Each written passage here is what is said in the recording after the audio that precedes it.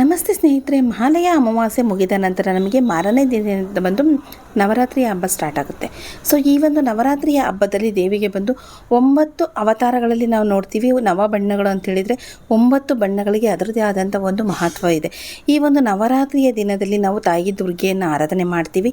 So Navratri ತುಂಬಾ ವಿಶೇಷ ಅಂತಲೇ ಹೇಳ್ಬೋದು. ನಮಗೆ ಇದು ನಾಡ ಹಬ್ಬ ಆಗಿದೆ. ಸೊ ಮೈಸೂರಲ್ಲಿ ಬಂದು ಇದನ್ನು ತುಂಬ ವಿಜೃಂಭಣೆಯಿಂದ ದೇವಿಯನ್ನು ಆರಾಧನೆಯನ್ನು ಮಾಡ್ತಾರೆ. ಅದೇ ರೀತಿಯಾಗಿ ನಾವು ಈ ಒಂದು ನವರಾತ್ರಿಯ ಸಂದರ್ಭದಲ್ಲಿ 9 ದಿನ ನಾವು ಆಚರಣೆ ಮಾಡ್ತೀವಲ್ವ ದೇವಿಗೆ. ನವ ಬಣ್ಣಗಳು ಅಂದರೆ 9 ಬಣ್ಣಗಳಿಂದ ನಾವು 9 ಅವತಾರಗಳಲ್ಲಿ 9 ರೀತಿಯ ಪ್ರಸಾದಗಳು, 9 ರೀತಿಯ ಹೂವುಗಳಿಂದ ನಾವು ದೇವಿಯನ್ನು ನೋಡ್ತೀವಿ.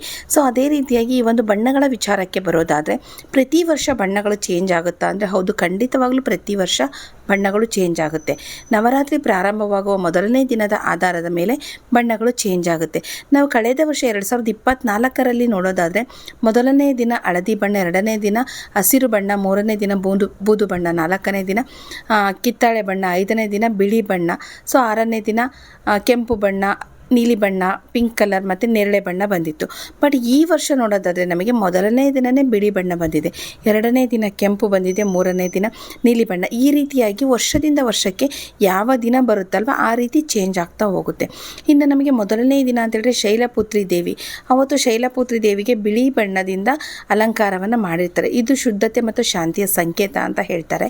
ಇನ್ನು ಎರಡನೆಯದಾಗಿ ಬ್ರಹ್ಮಚಾರಿಣಿ ಕೆಂಪು ವಸ್ತ್ರದಿಂದ ದೇವಿಯನ್ನು ಅಲಂಕಾರ ಮಾಡ್ತಾರೆ. ತಪಸ್ಸು ಮತ್ತು ಶಕ್ತಿಗೆ ಹೆಚ್ಚು ಆದ್ಯತೆ ಇರುತ್ತೆ.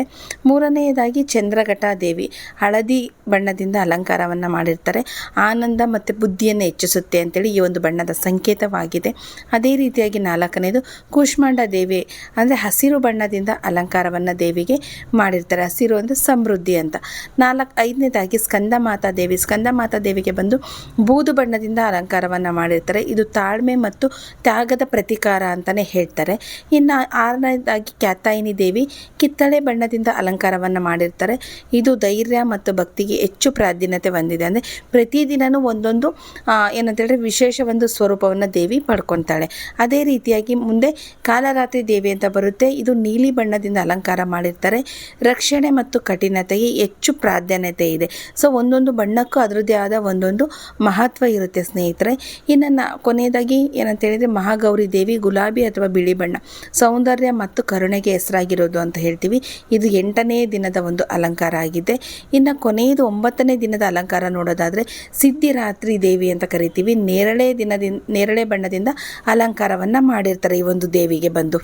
ಸೊ ನೋಡಿದ್ರಲ್ವ ಸ್ನೇಹಿತರೆ, ಈ ದೇವಿಗೆ ಬಂದು 9 ದಿನವೂ 9 ಅಲಂಕಾರಗಳನ್ನು 9 ವಿಧವಾದ ಬಣ್ಣಗಳಿಂದ ದೇವಿಯನ್ನು ಅಲಂಕಾರ ಮಾಡಿರ್ತಾರೆ. ಇದೇ ರೀತಿಯಾಗಿ ಹೆಚ್ಚಿನ ವಿಡಿಯೋಗಳಿಗೆ ನನ್ನ ಚಾನಲ್ನ ಫಾಲೋ ಮಾಡಿ, ಸಬ್ಸ್ಕ್ರೈಬ್ ಮಾಡೋದನ್ನು ಮರಿಬೇಡಿ. ನವರಾತ್ರಿಯ ಬಗ್ಗೆ ಇನ್ನೂ ಹೆಚ್ಚಿನ ಮಾಹಿತಿ ಬರ್ತಕ್ಕಂಥ ವಿಡಿಯೋಗಳು ಮುಂದಿನ ದಿನಗಳಲ್ಲಿ ನಾನು ಅಪ್ಲೋಡ್ ಮಾಡ್ತೀನಿ. ಪ್ರತಿನಿತ್ಯ ಅಪ್ಲೋಡ್ ಮಾಡ್ತೀನಿ. ಸಬ್ಸ್ಕ್ರೈಬ್ ಮಾಡಿಕೊಂಡು ನನ್ನ ಚಾನಲ್ನ ನೋಡಿ ಅಂತ ಹೇಳ್ತೀನಿ. ಥ್ಯಾಂಕ್ ಯು ಎಲ್ಲರಿಗೂ.